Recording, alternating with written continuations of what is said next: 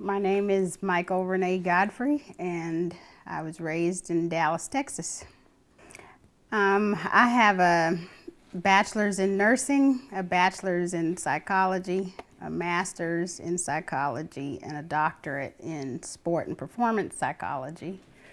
I've been a licensed professional counselor for about 7 years now.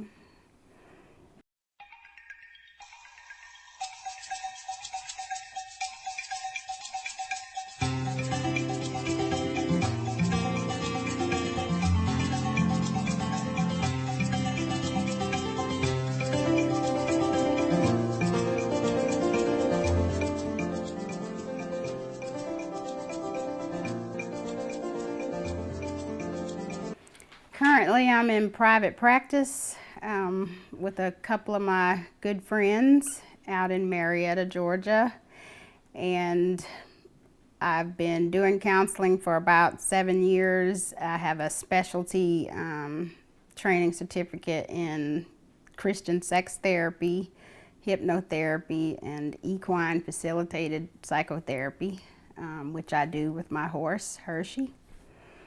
I decided to become a therapist because I struggled with depression most of my life and had some very difficult situations, including several suicide attempts.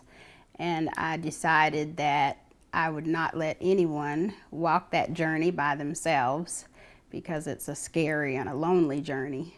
So I felt called to do counseling.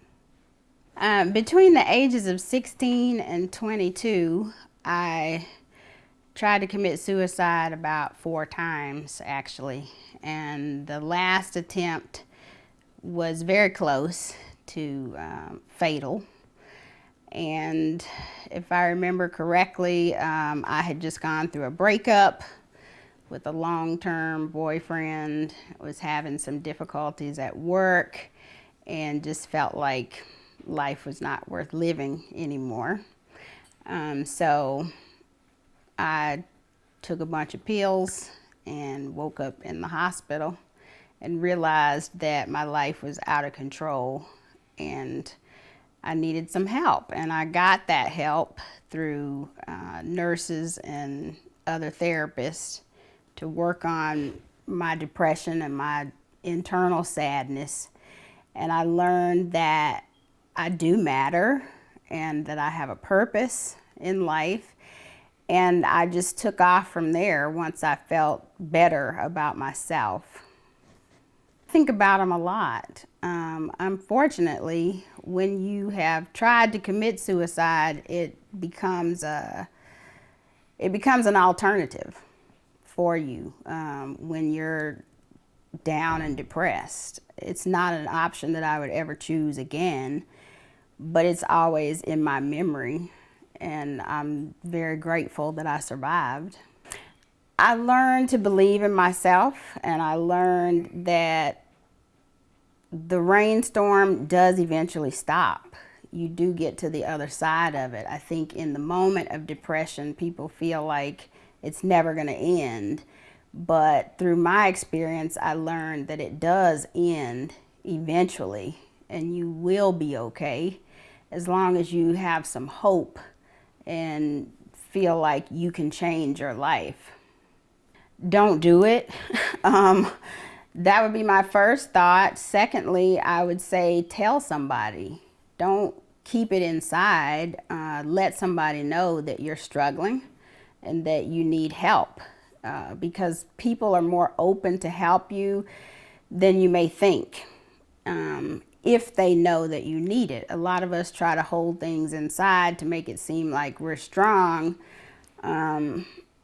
but when you're dealing with suicide, you need as much support as you can get. So I would beg them to tell somebody and look for other options.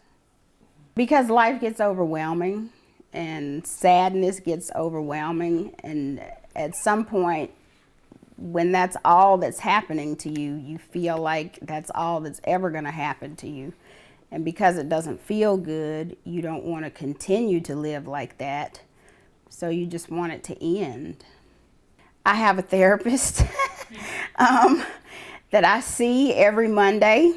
I stay in contact with her. I practice positive self-talk, telling myself positive things about me and about life, and I try to find the silver lining in every cloud, and if I can't find the silver lining, I'll wait for the clouds to pass.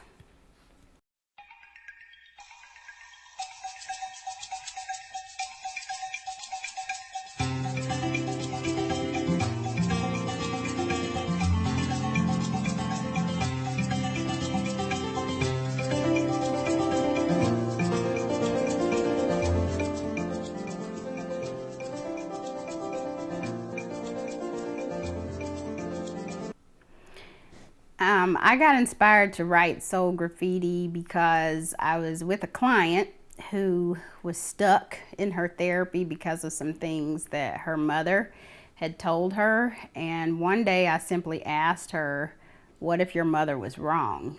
And it was like a light bulb moment. And from there, her therapy kind of took off. And I realized how powerful that one question was. And since I had had some similar experiences to her, I started thinking about that question and how it affected me, and I wrote Soul Graffiti based on that. About 8 years to write it because a lot of it is about my life, and there were a lot of hurtful things that I had to get through as I wrote the book. So it took about 8 years. I had to reprocess a lot of the emotions that I felt back then when I was going through things. So that was hard. I also had fear about how my parents would react because I talk about them in the book. So that kind of held me back from publishing it for some time. And once I got through that, it was pretty easy to publish it after that.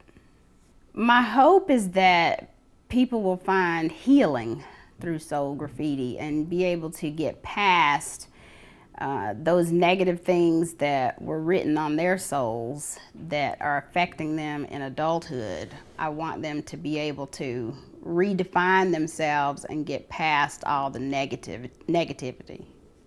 Absolutely. I think once we can confront the negative self-talk that's been going on and stop that from happening and learn to kind of forgive our parents and have some compassion for them, it's a freeing moment because then you understand that you are in charge of your life and how you feel about yourself, and you can define good enough on your own terms. Dysfunctional parents can range from workaholic parents who are never there to interact with their kids, all the way to alcoholics, drug addicts, parents who are emotionally unavailable. They may be there physically, but they don't offer anything emotionally to a child. Dysfunctional depends on your situation, really. We have to understand that our parents are who they are because of the way they were brought up. And if your parents don't know how to parent, you have to learn to forgive that, because I believe all parents do the best that they can do. And sometimes that's just not enough. So instead of beating yourself up about it and wishing that they were different, if you can get to the point where you say, they did the best that they could do, and I love them in spite of that, you can get to a point of forgiveness for the faults that they had and the things that they didn't necessarily do right. Forgiving starts with compassion. You have to see your parents for who they really are and how they were brought up. If they didn't get the love that they needed, they're probably not going to know how to give you the love that you need. And if you can understand that and have compassion for them, then your heart opens to them and you're better able to forgive them for their shortcomings at that point. Absolutely. Our parents teach us how to love. They teach us what relationships are supposed to look like, and we pattern ourselves after that. So if you see a dysfunctional marriage where there's no love and affection, more than likely you're going to have a relationship yourself without love and affection, because that's the norm for you. If you see a great marriage with lots of love and affection, that's probably how you're going to end up being. So it has a big effect on our relationships as adults.